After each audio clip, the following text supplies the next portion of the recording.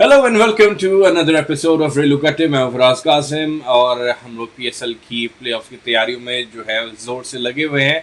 और लाहौर के शो आज हम लोग करने की तैयारी करके बैठे हैं। साकिब भाई की फेवरेट टीम है। साकिब भाई ने लाहौर का नाम लेकर इस बार कनाडा में भी अपनी डोमेस्टिक लीग हमारी छोटी सी जीत ली है टिप बॉस पर। तो साकिब भाई को फौरन जो है वो लेकर आते हैं शो में। साकिब भाई Haseeb, welcome to the show. अस्सलाम वालेकुम व्यूअर्स।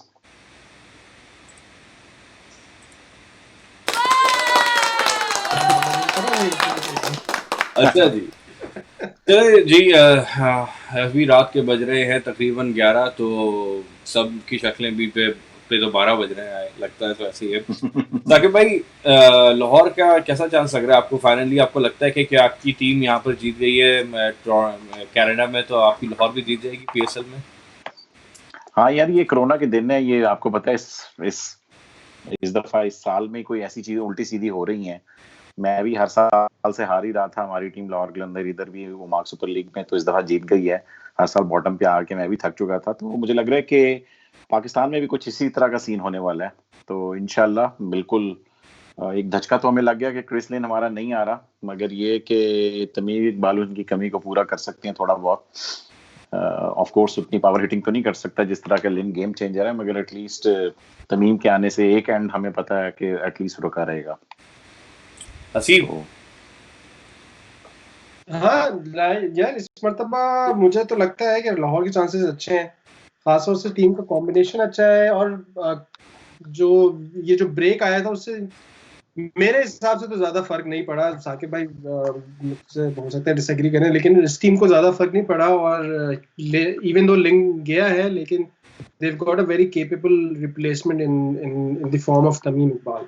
सेकेंडली, जो बड़ी खुशाइन बात इनके लिए अब रिसेंटली है वो ये कि मोहम्मद हफीज, उन्होंने भी, उनकी परफॉर्मेंसेस भी अच्छी है। फखर जमान, इवन दो उनकी परफॉर्मेंस इंटरनेशनल में इतनी अच्छी नहीं रही, लेकिन अभी जो नेशनल T20 खत्म हुआ उसमें उनकी परफॉर्मेंस बहुत अच्छी थी। तो ये बहुत सारे पॉजिटिव्स हैं। प्लस शाहीन शाह अफरीदी और हारिस रऊफ का कॉम्बिनेशन, तो it's a lethal combination with the bat as well as the ball. तो मुझे तो लगता है कि इस मर्तबा लाहौर के चांसेस अच्छे हैं। और जो सबसे बड़ी बात लाहौर की हमेशा मुझे लगती है वो ये कि ये टीम इवन दो लग जाती है अक्सर, सिर्फ ये है कि पैशन से फिर भी खेलते हैं कि जो इंटरनेशनल प्लेयर्स हैं वो भी पैशन के साथ खेलते हैं।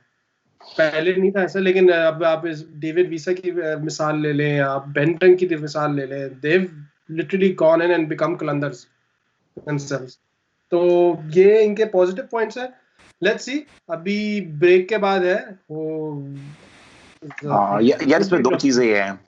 एक तो इसमें ये कि लाहौर की प्लेइंग 11 पे मुझे पहले भी शक नहीं था। टूर्नामेंट स्टार्ट होने से पहले मार्च में भी सारी प्रॉब्लम बेंच स्ट्रेंथ पे थी कि पीडीपी के बहुत ज्यादा लड़के इन्होंने डाले हुए थे। तो बेंच स्ट्रेंथ के ऊपर जब जाते हैं तो वो एक्सपीरियंस नहीं होता जो दूसरी टीम्स में बेंच पे भी अच्छे बड़े प्लेयर्स बैठे होते हैं। अब मतलब कि अगर हमें यहाँ से कुछ बेंच से लेना पड़ गया तो जाहिद अली होगा, आबिद अली होगा, आगा सलमान होगा, ठीक है, डेन विलास होगा। तो बेंच के ऊपर आपको वो प्लेयर्स नजर नहीं आते कि जो कोई गेम चेंज कर सके। अगर दूसरी टीम के देखें तो उनकी बेंच स्ट्रेंथ भी अच्छी होती है। सेकंड ये है कि बात करें, विंडो बड़ी छोटी है, 2 या से 3 मैचेस खेलने हैं इन टीमों में। हाँ 2-3 मैचेस खेलने हैं बस। इस दफा तो यही है कि एटलीस्ट, क्योंकि देखें अब भी टूर्नामेंट उस जगह पे पहुंच चुका है जहां पर कोई भी टीम जीत सकती है। ऑफ कोर्स जो टॉप 2 टीम्स हैं कराची और मुल्तान, उनको एडवांटेज है कि उनको एक मैच जीतना है, और एक हार भी गए एक मैच तो वो उसके बाद एक और चांस तो होगा, तो ऑफ कोर्स उनके पास चांस ज्यादा है। मगर यहाँ पर तो कोई भी टीम जीत सकती है जिसका कॉम्बिनेशन अच्छा बन गया। मगर ये कि लाहौर ने मोमेंटम पकड़ा था लाहौर के अंदर ही, वो ज्यादातर मैचेस वहां पर खेल खेल के फिर पक्के हो गए थे। अगर आपको याद हो तो वो जीतते जीतते जब एक दिन कराची गए हैं तो वहां पर चल के 10 विकेटों से हार गए थे वो। तो उसकी वजह यही है कि वो लाहौर में जो मोमेंटम था सारा वो लाहौर में था। मगर इस दफा एम्प्टी स्टेडियम होगा। एम्प्टी स्टेडियम में फराज, आपके ख्याल में कोई मिलता है एडवांटेज होम टीम को? जैसा कराची को कोई एडवांटेज मिलेगा या लाहौर को कोई डिसएडवांटेज होगा एम्प्टी स्टेडियम में? यार मेरा नहीं ख्याल सकता एम्प्टी स्टेडियम जैसे वो, मैं तो हमेशा आपको बोलता ना, वो फुटबॉल और क्रिकेट का मुवाजना किया जाता है मेरे जहन में जब भी कोई चीज़ आती है इस तरह की। तो अभी जैसे लॉकडाउन में फुटबॉल भी चल रही है, प्रीमियर लीग चल रही है, सारी फुटबॉल के मैचेस चल रहे हैं। तो होम टीम का जो एक ये होता था कि फ़ायदा होता था होम क्राउड का, वो कम हो जाएगा, जाहिर सी बात है। क्योंकि आपका जो भी होम ग्राउंड होता है कराची में हो रहा है, कराची की टीम को फायदा मिलना चाहिए, जो कि नहीं मिलेगा तो एक वो बिल्कुल न्यूट्रलाइज हो जाएगा, सब तकरीबन बराबर है। और दूसरी वो चीज़ भी नहीं बैठती है कि कराची की होम पिच पे आप इतने खेले हुए, क्योंकि प्लेयर्स भी ज़रूरी नहीं कराची की टीम में सारे कराची के ही हों, तो इधर उधर के प्लेयर्स हैं, इंटरनेशनल प्लेयर्स हैं, तो उनको उस पिच का भी इतना ज़्यादा एक्सपीरियंस नहीं होगा, तो मेरा नहीं ख्याल है कि होम पिच पे इतना एडवांटेज मिलने वाला है। सही है। चलें यार, प्लेइंग उसमें स्क्वाड एनालिसिस से स्टार्ट करते हैं इससे पहले कि हम बातों में आगे चले जाएं। देखें, चेंजेस तो मैंने जो 3 थी हमने रिप्लेसमेंट ड्राफ्ट में बता दीजिए कि तमीम इकबाल फॉर क्रिसलिन आई हैं, आगा सलमान आई हैं सीखोगे पर्सना की जगह, और आबिद अली आई हैं सलमान बट की जगह। तो तमीम इकबाल से बात कर लेते हैं। तमीम इकबाल की सबसे बड़ी बात, उस दिन वैसे हमने थोड़ी सी बात कर ली थी, अच्छा प्लेयर है, पीएसएल खेला हुआ है, ओवरऑल पीएसएल्स में आई गेस इसके मैं आज स्टैट्स देख रहा था तो ठीक फिट किस्म के स्टैट थे उसके। अभी आपको बताता हूँ, 17 मैच इसने खेले हुए हैं, और यार किधर गए, नेशनल T20 आ गया है, इधर आ जा भाई, अच्छा ये थे, सॉरी, हाँ 17 मैच उसने खेले हुए हैं, 522 रन उसने किए हुए हैं, 40 की एवरेज है, मगर सिर्फ 111 का स्ट्राइक रेट है। मगर 111 का स्ट्राइक रेट दुबई की पिचेस के ऊपर था, दुबई और अबू धाबी में और शारजा में तो फिर भी रन्स बनते हैं। मगर ये कि एटलीस्ट इसने ज़ल्मी को मैचेस काफी जितवाए थे। जितवाए क्या थे, मतलब कि एक एंड पे खड़ा रहता था, काफी टारगेट के चल जाता था, एंकर रोल उसका था, तो एक एंड संभाल के रखता था। तो तमीम के बारे में आप दोनों कुछ कहेंगे? मेरे हिसाब से तो बढ़िया चॉइस है। सेकेंडली फखर को एक वो कुशन मिल जाएगा कि स्ट्रैटेजी बड़ी क्लियर है कि तमीम ने एक एंड संभालना है और फखर ने जाके अटैक करना है, तो that's gonna be a pretty simple strategy for Lahore. Combination work अच्छा कर सकता है। हाँ, ये है कि दोनों लेफ्ट हैंडर्स हो जाएंगे, यूजुअली टीमें प्रेफर करती हैं एक राइट एंड लेफ्ट का कॉम्बिनेशन, बट दैट्स फाइन। उसकी आप फिक्र ना करें, वो आकिब भाई जो है ना हमारे, वो तजर्बे करने में कामयाब है, वो सोहेल अख्तर को भेज देंगे, वो इसी तरह ही होता है वहां पर। इतना टाइम है नहीं, लाइक ये लाहौर का टूर्नामेंट एक गेम का भी हो सकता है और 3 गेम का भी हो सकता है, तो लेट्स सी। तजुर्बों का टाइम नहीं है, hopefully sanity prevails, but Aqib Javed के सामने ये बात आप कह नहीं सकते। सही बात है। अच्छा आगे चलते हैं। साकिब भाई, ऐसी भी एक चीज़ आप लोगों को ये बोलूँ मैं, क्योंकि रात के 11 बज रहे हैं, तो मैं तो एज अ शो के दौरान भी एज अ व्यूअर आप दोनों की बातें ही सुन रहा होता हूँ ज़्यादातर। आप दोनों की एनर्जी जो है ना बिल्कुल डाउन है आज। मुझे अंदाज़ा है कि रात के 11 बज रहे हैं, लेकिन जो लोग शो देखेंगे वो लोग भी आपको बोलेंगे हसीब तो बिल्कुल ही आवाज़ ही नहीं आ रही है, ये हो रहा है, हाँ लग रहा है। यार मुझे हसीब आज चूंकि नजर नहीं ना आ रहा, तो मेरी एनर्जी उस वजह से डाउन है कि मैं हसीब को जब क्यू देता हूँ तो वो स्क्रीन पे होता नहीं है। तो आपको पता क्या, आप चाइना वाले फोन इतना बंद कर देना, आप अच्छा से फोन ले लें एक दफा। तो अच्छा, मैं बस क्योंकि मैंने कहा ये मुझे ये चीज जो है नजर आ रही, तो मैंने कहा मैं आपको जरा प्रॉम्प्ट करूँ कि थोड़ा सा जज्बा, स्पेशली लाहौर का साकिब भाई शो हो रहा है, तो आप बिल्कुल नींद में आधी शो नहीं यार, मैं खड़ा होके बैठ गया हूँ, मैं तकरीबन मैंने साकिब भाई की तरफ से आएगा, तो मैं तो खुद कोशिश कर रहा हूँ कि साकिब भाई थोड़ा पैशन दिखाएं, तो मैं उनसे थोड़ा सा लूं। नजर वहां से नहीं आएगा तो यहाँ से कैसे आएगा? नहीं आएगा। चलें यार, अगला प्लेयर बेन डंक की क्या बात। बेन डंक ने ही तो लाहौर कलंदर को उठाया था जब बिल्कुल हम 4 मैचेस हार चुके थे वहां से, फिर 5वें मैच में उसने 3 मैचेस हार गए थे I guess on the trot, और उसके बाद चौथे मैच में इसने वहां से कोयटा के खिलाफ से स्टार्ट हुआ, उसमें भी जल्दी आउट हुए थे, और अचानक बेन डंक आया और छा गया और अच्छा टोटल कर दिया। आई गेस 98 99 इस तरह करके रन्स किए थे उसने, और वहां से लाहौर ने दोबारा फोर्स पकड़ी थी। मगर ये कि यार बेन डंक का रीसेंट फॉर्म कुछ सीपीएल सुना कि अच्छी नहीं की, मैंने ज्यादा फॉलो तो नहीं किया, मगर सुना कि क्रिसलिन और बेन डंक किसी एक ही टीम में थे, और वो टीम शायद सारी मैच हार गई है या ज्यादातर मैचेस हारी है। वो बॉटम ही आए थे, और अब यू राइट, उनका बिल्कुल भी किसी किस्म का कोई परफॉर्मेंस नहीं रही थी।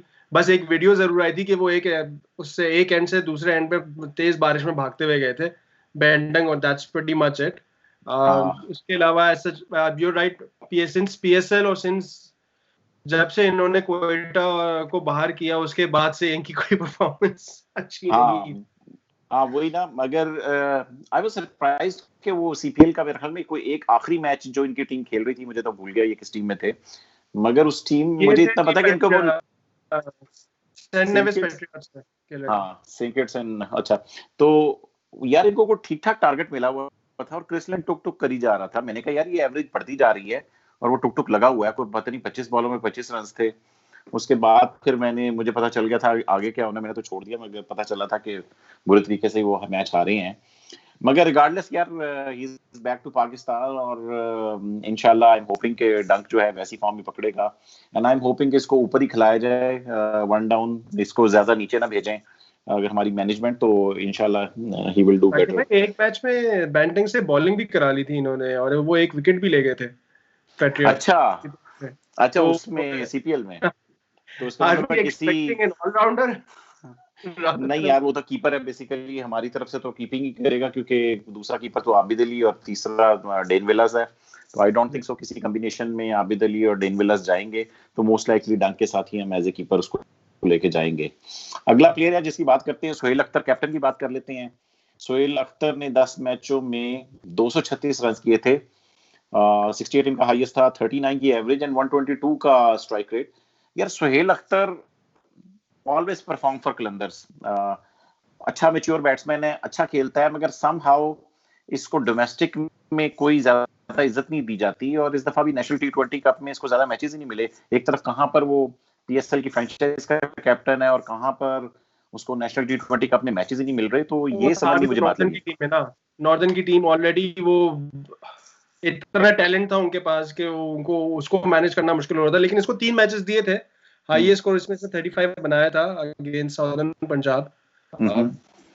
बट अगेन वही बात है, मगर यार 3 मैचेस सिर्फ, मतलब कि एक बंदा यार कैप्टन है, कैप्टन को इज्जत दो। He was just in the wrong team. मैं तो हाँ यही मे बी ना यार, बलूचिस्तान सिर्फ इस दफा ऐसा हुआ है, इससे पहले तो जब ये आई गेस पिछले सालों में तो उसको काफी चांसेस मिलते थे। I am not sure but you are right. इसने मसला है कि पीएसएल के अलावा इसने सिर्फ नेशनल टी20 खेला है पिछले पूरे साल, वो ऐसा ही है। वो यार तो बस सोहेल अख्तर का ऐसा ही है कि इसके पहले भी डोमेस्टिक के ऊपर इसके कुछ इश्यूज इसी किस्म के हैं कि इसको ज्यादा क्रिकेट डोमेस्टिक में दी नहीं जाती, इसी वजह से डिसहार्ट होके ये क्रिकेट छोड़ के इसने फुल टाइम ऑफिस क्लर्क बन गए थे। फिर किसी ने बताया आकिब जवेद ने उनको दोबारा क्रिकेट में लेकर आए और आज लाहौर कलंदर के कैप्टन बन गए। मगर ये सोहेल अख्तर का ये है कि ही ऑलवेज परफॉर्म फॉर कलंदर, तो मुझे उसकी कोई इतना इशू है नहीं। आई एम श्योर कि वो आराम से अपना थोड़ा सा टाइम लेता है शुरू में, मगर एक दफा सेट हो जाता है तो वो ठीक ठाक स्कोर कर लेता है। वो इसका भी ऐसा है कि ये चाहे तो स्लो भी खेल सकता है, ये चाहे तो फिर इसके पास भी मिसबा की तरह ये या फर्स्ट गियर है या फिफ्थ गियर है, तो ये अपने गियर्स चेंज कर सकता है कि किसी भी टाइम पे ज्यादा चाहिए तो खेलेगा। उसके बाद बात करते हैं यार हफीज की। हफीज काफी फॉर्म में आजकल, अभी इंग्लैंड में उसने बड़ी अच्छी परफॉर्मेंसेस दी थी। 10 मैचों में 217 रन किए थे पीएसएल में अभी तक उन्होंने किए हुए हैं। 98 नॉट आउट इनकी हाईएस्ट था जो इस्लामाबाद के खिलाफ बड़ा अच्छा इन्होंने, अनफॉर्चुनेटली लाहौर में मैच हार गई, और 36 की एवरेज है, 121 का स्ट्राइक रेट है। हफीज अभी तक यार बॉलिंग वो 4 ओवर नहीं करते, पूरी पीएसएल में 1-2 ओवर करते रहे और मेरे ख्याल में जिम्बाब्वे के खिलाफ भी शायद एक आधा ही ओवर किया है। ऑनेस्टली मैंने फॉलो नहीं किया, लेकिन हाँ अब हफीज इंटरनेशनली भी इतनी ज्यादा बॉलिंग नहीं कर रहे हैं और डोमेस्टिक में भी इतनी ज्यादा बॉलिंग नहीं कर रहे। I think he is preserving मोर।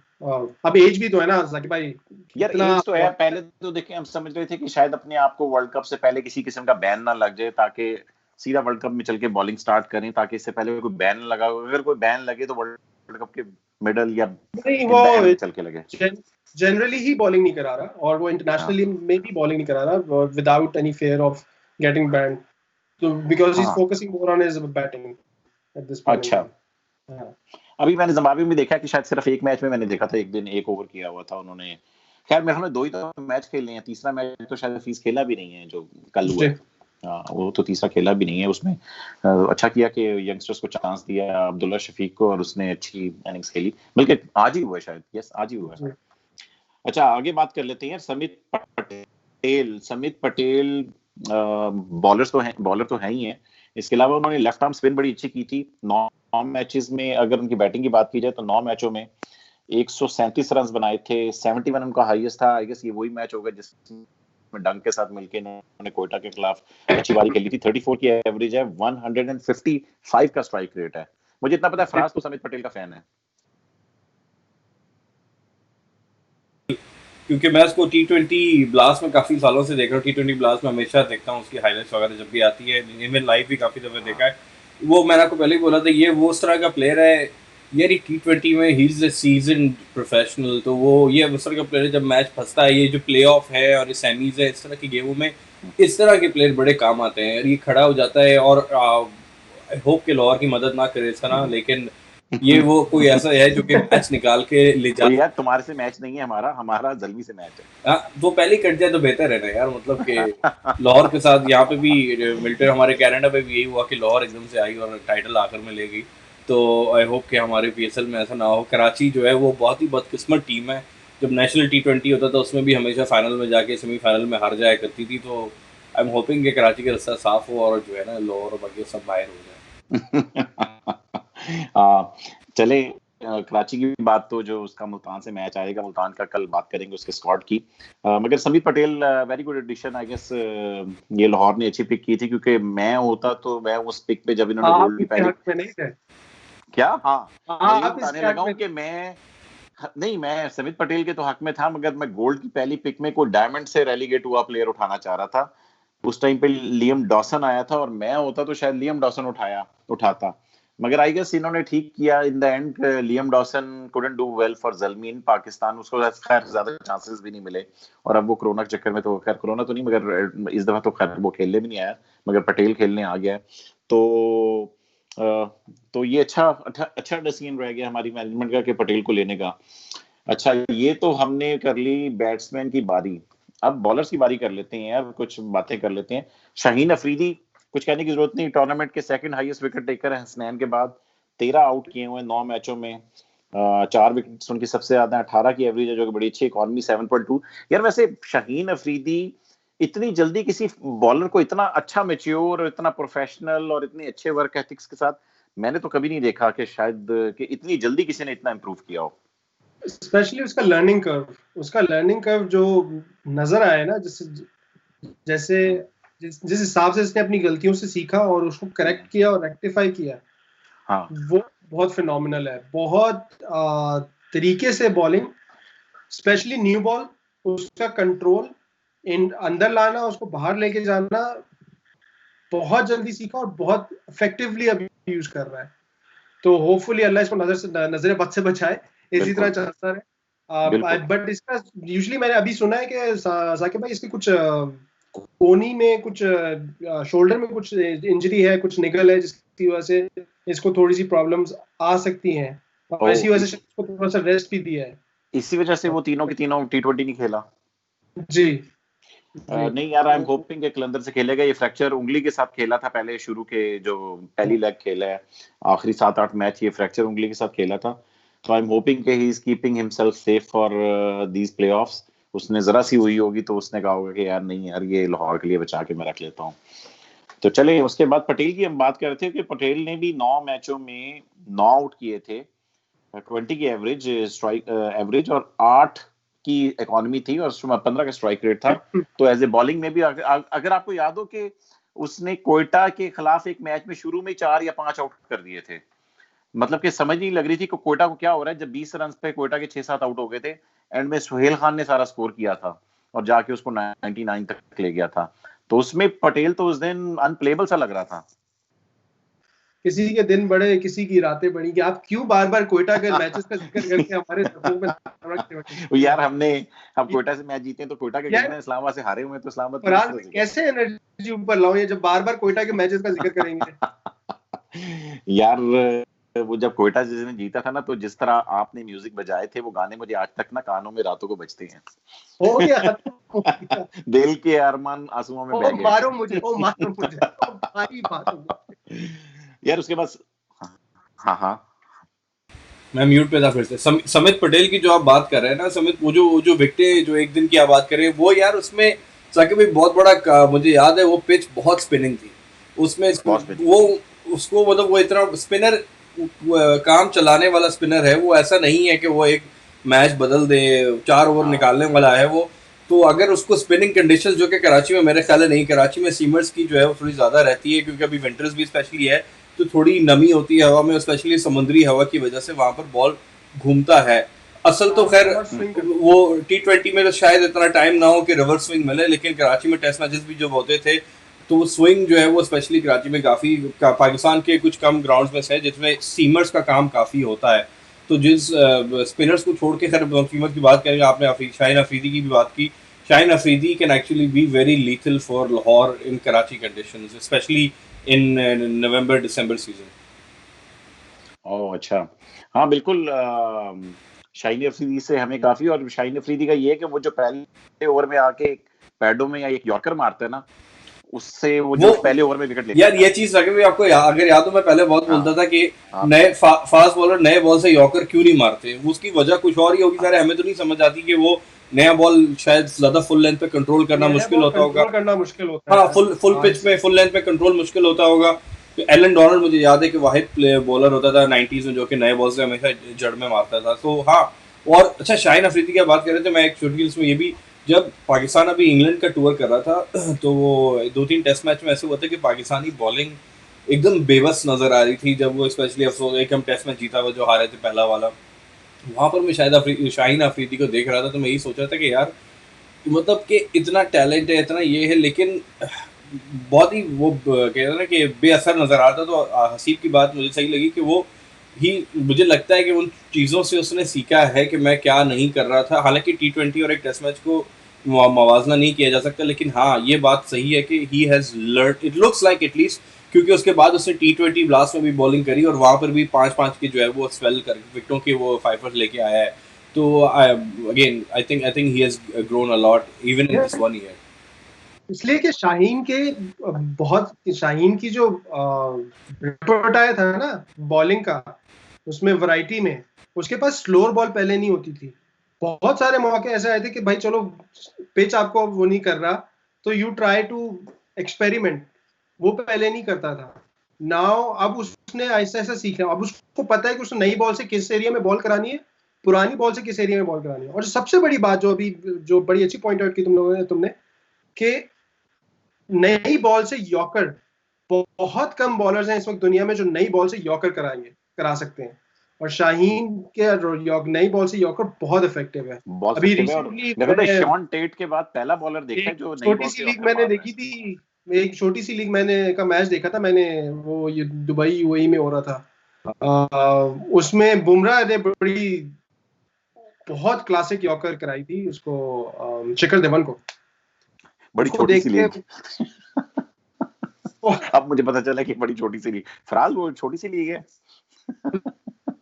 तो बहुत कम बॉलर्स हैं। साकिब भाई चाह रहे हैं कि हमारे इस छोटे से अदना से शो पे 40-50 डिसलाइक आ जाए बहुत जल्दी से। नहीं आएंगे। यार चले अगले बॉलर की बात करते हैं। कश्मीर से ताल्लुक रखने वाले सलमान रशाद, उन्होंने 5 मैच खेले थे, 7 आउट किए थे, 4 विकेट्स भी ली थी उन्होंने, 20 की एवरेज, 11 की इकॉनमी, वेरी एक्सपेंसिव, और 11 का strike rate which is very healthy, और विकेट टेकर तो है। क्या कह रही है? सलमान रशाद स्क्वाड में तो है नहीं, सलमान रशाद स्क्वाड में है। ओ ये तो उसमें आया था, सॉरी, मगर आज नहीं मैंने आज इसको प्लेऑफ के स्क्वाड में नहीं है। हाँ, प्लेऑफ के स्क्वाड में उन्होंने वैसे नहीं डाला हुआ, मगर वो उनके साथ प्रैक्टिस कर रहा है, सॉरी। तो बिल्कुल वाकई तो उसके बाद हाँ उसका नाम नहीं है, क्योंकि ये रिप्लेसमेंट आया हुआ था ये हारिस रऊफ की, क्योंकि हारिस रऊफ इंजर्ड हुआ था, तो इस वजह से सलमान को काफी मैचेस मिल गए थे। चलिए आगे बात करते हैं, डेविड वीजा की बात करते हैं कि वीजा जो है उन्होंने बैटिंग से तो एक मैच जितवाया था ज़ल्मी के खिलाफ, वो जो लास्ट बॉल पे ब्रैथवेट को उसने 6 लगाया था। इसके अलावा बॉलिंग में उसने ये किया है कि 8 मैचों में 7 आउट किए हैं, 2 सबसे ज्यादा 2 विकेट्स उसने ली थी, economy was 8.63 which is okay, मगर 8 मैचों में 7 विकेट। मगर वीजा का ये है कि यार बड़ा ये टीम ओरिएंटेड बंदा है। उसके समीन भाई से जब मेरी बात हो रही थी उनके साथ इंटरव्यू में, वो कहते हैं कि यार हमने इसको इस वजह से डायमंड में रिटेन किया है कि ये मतलब कि टीम में बहुत जल्दी जेल करता है, बहुत इंटरेस्ट से खेलता है, और उसने टीम को ओन किया हुआ है, और यंग लड़कों को बड़े अच्छे मशवरे देता है वीजा। तो हसीब आपको वीजा कैसा लगता है? सर टैलेंट वाइज तो हम बात कर चुके हैं ऑलरेडी, और वीजा की मैंने शुरू में यही बात थी कि जो इनके इंटरनेशनल प्लेयर्स हैं वो पैशन के साथ खेलते हैं, लगता है कि भाई हाँ ये जान मारने आए हैं और खेल रहे हैं, जीतने के लिए खेल रहे हैं, तो मुझे वो एटीट्यूड बड़ा पसंद है उसका। टैलेंट तो है ही। अच्छा साकिब भाई हसीब एक चीज, बेहतर ऑप्शन हो सकते थे। दो चीजें, एक तो ये कि भाई शो ऑलरेडी 26 मिनट हो गया है, नंबर 2 ये है कि मेरे बच्चों के सोने का टाइम भी हो गया है, तो आप अपनी स्क्वाड जो है वो खुदारा डिस्कस कर लें ताकि जो है शो को बंद किया जाए और उसके बाद अपलोड पे भी लगाना है। भाई बड़ा कुछ नहीं होता यार, कुछ नहीं होता 5-10 मिनट से फराज क्या जाएगा, तुमने तो रात को वैसे 2-2:30 बजे तक तुम जाग रहे हो। नहीं मैंने जागना, मेरे बच्चों ने अच्छा चले बस उसको जल्दी खत्म करते हैं यार।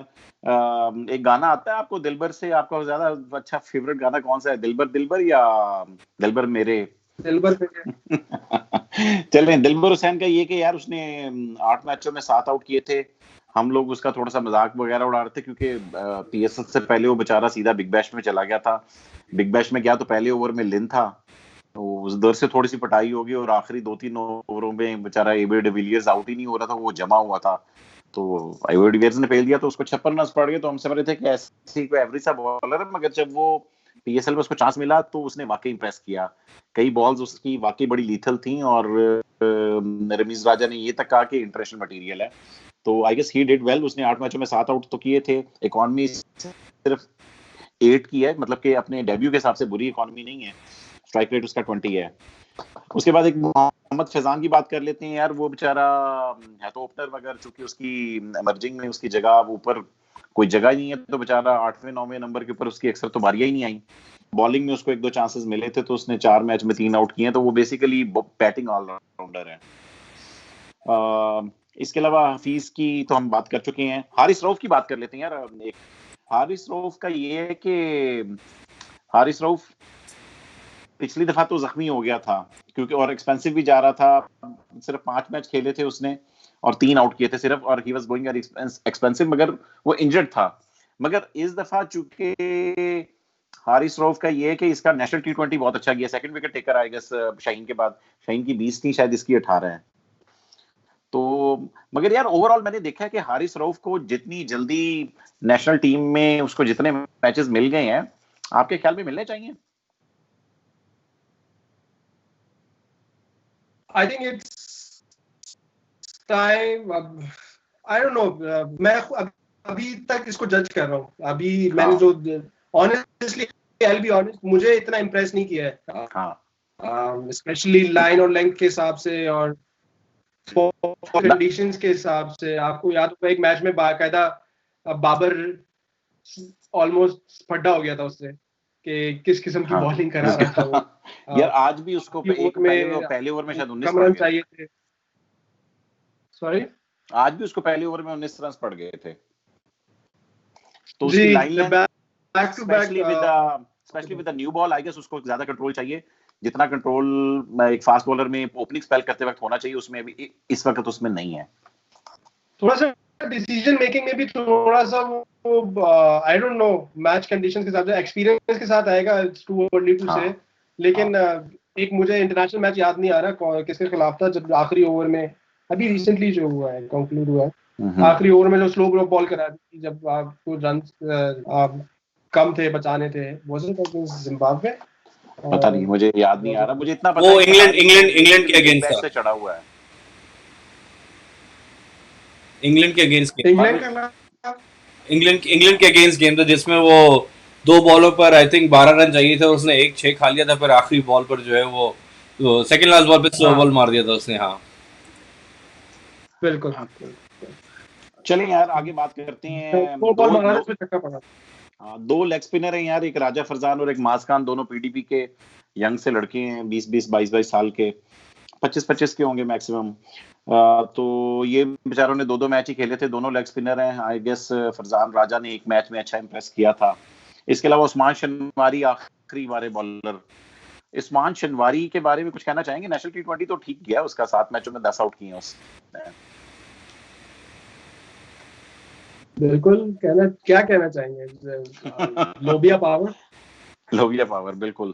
उसने एक मैच में वाकई बड़ा अच्छा उसने बॉलिंग, आई थिंक उसके दिन होते तो अगर जिस दिन उसका दिन हुआ उस दिन वो लाहौर की तरफ से खेल गया तो फिर लाहौर को उसने फाइनल में पहुंचा देना है। हाँ ये भी है। सेकेंडली अब तो कर रहा है बैटिंग में भी, तो अगेन वो ऐसा बॉलर है जिस फराज ने एक दफा बिल्कुल सही कहा था कि उसका पता नहीं चलता कि वो करता है या उससे हो जाता है। हो जाता है किसी दिन बहुत अच्छा वैसे कर देता होता है वो, अक्सर आउट करने के आए तो 2-3 उड़ा देता होता है वो एक ही स्पेल में। और न्यू बॉल से बड़ा इफेक्टिव है काफी सिचुएशन में। वनडे पे तो काफी इफेक्टिव रहा है, T20 में he still making his place, but experience है, नेशनल T20 भी अच्छा गया है। आई गेस PSL के पहली लेग में जब मार्च में मैचेस हुए हैं उसमें चूंकि इसको काफी बुरा बीमार हुआ था, बीमारी से आई था, इस वजह से उसकी वो पेस नहीं बन पा रही थी, मगर आई एम होपिंग कि इस दफा वो अच्छी शेप में वापस आएगा। चलिए यार प्लेइंग 11 की बात कर लेते हैं। तो फराज आप मेरी जरा प्लेइंग 11 लगा दें स्क्रीन पे। आगे सर बात करें। फिर प्लेइंग 11 की बात। तो फराज तुम फिर म्यूट पे हो।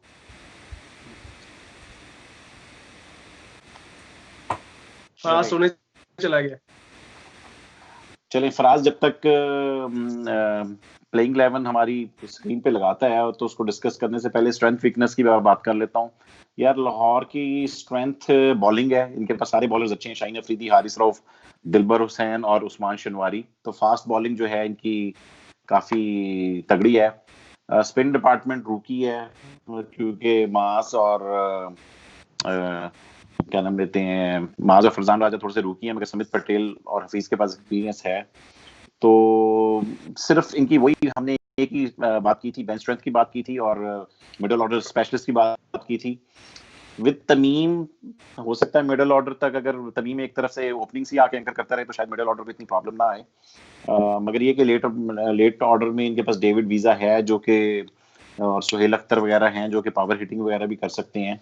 तो देयर लॉट ऑफ स्ट्रेंथ। तो वीकनेस एक ही है कि जरा मिडिल ऑर्डर में स्पेशलिस्ट बैट्समैन कोई भी नहीं है उस तरह का, सिवाय हफीज के, वो अकेला ही है बेचारा। तो बाकी रेटिंग की बात ये कर लेते हैं कि रेटिंग आई थिंक अब देखें, अब तो 4 टीम्स ही हैं सेमीफाइनल, और टेक्निकली तो बस आपको 3 मैच जीतने हैं टूर्नामेंट जीतने के लिए, तो कोई भी टीम जीत सकती है। तो लाहौर को किसी भी सूरत आई गेस डिस्काउंट हम नहीं कर सकते। इनका मैच सीधा जल्मी से बड़ा टाइट मैच होगा।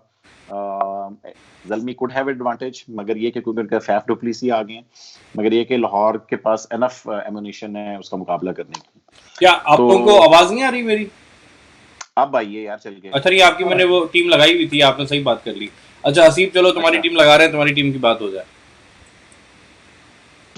अच्छा, उन्होंने टीम पे बात नहीं की, उन्होंने मैंने तो टीम पे बात नहीं की, मगर अगर तुमने हसीब की लगा दी, पहले हसीब कर ले फिर मैं कर लूंगा। चले, मैं तो आपकी टीम लगाई हुई थी, आप बात किए जा रहे थे। चले खैर, हसीब चलो अपनी टीम तुम डिस्कस कर लो। अच्छा, मेरी टीम, खैर मैं should I start with strength and weaknesses या फिर मैं टीम की बात कर लूं? टीम की बात कर लो। आपकी स्क्वाड स्क्रीन के ऊपर है। टीम मेरे हिसाब से यार, मेरे हिसाब से टीम में जो है वो ओपन तमीम इकबाल और फखर जमान, इसमें तो कोई वो दो राय नहीं है। वन डाउन हफीज या बेंडंग में से कोई भी आ जाए, they can interchange. Hafeez number 3, number 4, मेरा अपना ख्याल है हफीज नंबर 4 पे आएगा, लेकिन यहाँ पे मैंने 3 पे रखा हुआ है। चलो खैर, बेंडंग जो है नंबर 4। फिर आ जाते हैं Samit Patel again, I bring him up, जो इसने कोयटा के खिलाफ भी ऊपर आया था, इनिंग्स को स्टेबलाइज किया था और फिर आगे आखिर में जाके जो है वो काफी कुट भी लगाई थी। तो I will keep it at number 5। Sohail Akhtar मैंने उनको नंबर 6 पे रखा हुआ है। फिर डेविड वीजा है, फरजान राजा है, इमर्जिंग से शाहीन शाह अफरीदी, उस्मान शनवारी और हारिस रऊफ। उस्मान शनवारी और दिलबर के बीच में, but I went with Usman शनवारी because मेरा ख्याल है कि न्यू बॉल से वो ज्यादा बेहतर बॉलिंग करा सकता है, और शाहीन के साथ, और हारिस जो है वो न्यू बॉल बॉलर नहीं है अभी, यानी उतना इफेक्टिव नहीं है न्यू बॉल से। आई थिंक वो ओल्डर बॉल से ज्यादा इफेक्टिव है। सिमिलरली दिलबर भी ओल्ड बॉल से ज्यादा इफेक्टिव है, उससे कराई भी ओल्ड बॉल से ही बॉलिंग थी इन्होंने, तो इसलिए मैंने प्रेफर किया उस्मान शनवारी को। As far as strength and weaknesses are concern, Saqib भाई की बात से बिल्कुल सहमत हूं मैं कि उनकी स्ट्रेंथ जो है वो उनका फास्ट बॉलिंग है, but at the same time जो उनकी वीकनेस है जो मुझे लगती है वो उनका स्पिन डिपार्टमेंट है। Yes Samit Patel is there, but Samit Patel जो है काफी पिछले सीजन्स में काफी पिट भी चुका है। आई नो उन्होंने 1-2 मैचेस में अच्छी बॉलिंग भी कराई है, लेकिन वो पिट भी चुके हैं। उसके अलावा फरजान राजा के पास एक्सपीरियंस बहुत कम है। मैंने तो नहीं देखा उनको बॉलिंग कराते हुए, तो है लेग स्पिनर, लेट्स सी क्या कहते हैं। दी अदर थिंग दैट जो मेरे हिसाब से इनकी वीकनेस हो सकती है वो इनका कैप्टन है सोहेल अख्तर। मुझे पिछले उसमें भी इतना नहीं नजर आया था उनका कोई इफेक्टिवनेस एज अ कैप्टन। इसमें भी लाइक मुझे वो थोड़े कंफ्यूज लगते हैं। I could be wrong, but ये मेरा ओपिनियन आई है। Totally agree. उसकी वजह है कि वो कैप्टनसी मटेरियल ही नहीं था उनको। अब हमने Material। कैप्टन बना और के हम उनको ट्रेन जी कर रहे हैं फिलहाल कैप्टन के लिए। बिल्कुल बिल्कुल। अच्छा साकिब भाई, चले तो आपकी दैट्स आपकी स्क्वाड डिस्कस कर लेते हैं। चले मैं आपकी स्क्वाड स्क्रीन पर लगा रहा हूँ, आप बात कीजिए। यार मेरी स्क्वाड भी सेम ही है ऑलमोस्ट। सिर्फ एक प्लेयर का ही फर्क है मेरा और हसीब में। वही फखर तमीम के साथ जा रहा हूँ। 1 डाउन में बेन डंक को लाऊंगा क्योंकि वो फॉर्म में था। हफीज को मैं 2 डाउन ला रहा हूँ। फिर सोहेल अख्तर, फिर समित पटेल, फिर David Wiese, Farzan Raja, just to have a leg spinner की वैरायटी जरूर होनी चाहिए। T20 लीग्स में लेग स्पिनर आपको पता है छाए होते हैं। वैसे तो मास खान मेरे फेवरेट थे, मगर चूंकि मुझे इस PSL में फरजान राजा ने थोड़ा सा ज्यादा इंप्रेस किया मास से, तो इस वजह से फरजान राजा। दिलबर हुसैन के साथ मैं जा रहा हूँ इंस्टेड ऑफ शनवारी, हारिस रऊफ और शाहीन अफरीदी। तो यही मेरी प्लेइंग 11 है। और स्ट्रेंथ ऑफ वीकनेस आगे भाई वो मैंने सारी डिस्कस कर ली है और इंशाल्लाह ताला लाहौर कलंदर जीतेगा। रेटिंग की बात कर ले। साकिब भाई अपनी रेटिंग दे चुके हैं। मेरे हिसाब से इनकी रेटिंग, आई नो टीम अच्छी है, पोटेंशियल भी है, लेकिन मेरे हिसाब से इनकी रेटिंग इस वक्त 4 होगी, क्योंकि इनका मैच जो है ना वो पड़ गया है ज़ल्मी से, और ज़ल्मी की जो टीम कॉम्बिनेशन ऑन पेपर है वो बहुत स्ट्रांग है। तो hopefully again cricket is a game of chance. हम कहते कुछ है, उस दिन पे होना वही है। यार हमने इस्लामाबाद को टॉप 2 में रखा हुआ था और इस्लामाबाद इतने मैचेस हारी के वो 7 टॉस हार गई और वो 7 के 7 मैचेस भी हार गई जिसमें उन्होंने टॉस हारे थे। चलें जी साकिब भाई, will and the show here. Lahore की टीम की जो है वो अच्छी जो है डिसेक्शन हो चुकी है, और साकिब भाई और हसीब ने जो है अपने अपने पॉइंट ऑफ व्यू टीम पे दे दिए हैं, अपनी प्लेइंग 11 दे दी हैं। अगला शो किस पे कह रहे हैं साकिब भाई? कल यार इंशाल्लाह ताला मुल्तान पे करेंगे। चलें जी, कल हमारी कोशिश होगी कि मुल्तान के ऊपर शो किया जाए। Thank you for watching. मैं हूँ साकिब भाई और हसीब के साथ फराज कासिम। खुदा हाफिज़। खुदा हाफिज़।